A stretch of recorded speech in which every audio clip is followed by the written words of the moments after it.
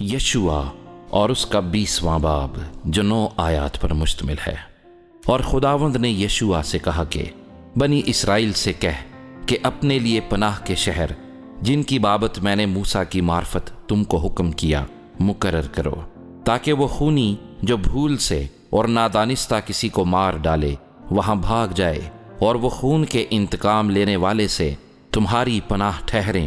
وہ ان شہروں میں سے کسی میں بھاگ جائے اور اس شہر کے دروازے پر کھڑا ہو کر اس شہر کے بزرگوں کو اپنا حال کہہ سنائے، تب وہ اس شہر میں اپنے ہاں لے جا کر کوئی جگہ دیں تاکہ وہ ان کے درمیان رہے، اور اگر خون کا انتقام لینے والا اس کا پیچھا کرے تو وہ اس خونی کو اس کے حوالے نہ کریں، کیونکہ اس نے اپنے پڑوسی کو نادانستہ مارا اور پہلے سے اس کی اس سے عداوت نہ تھی۔ اور وہ جب تک فیصلے کے لیے جماعت کے آگے کھڑا نہ ہو اور ان دنوں کا سردار کاہن مر نہ جائے تب تک اسی شہر میں رہے۔ اس کے بعد وہ خونی لوٹ کر اپنے شہر اور اپنے گھر میں یعنی اسی شہر میں آئے جہاں سے وہ بھاگا تھا۔ پس انہوں نے نفتالی کے کوہستانی ملک میں جلیل کے قادس کو، اور افرائیم کے کوہستانی ملک میں سکم کو، اور یہودا کے کوہستانی ملک میں کریت اربا کو جو حبرون ہے الگ کیا، اور یریہو کے پاس کے یردن کے مشرق کی طرف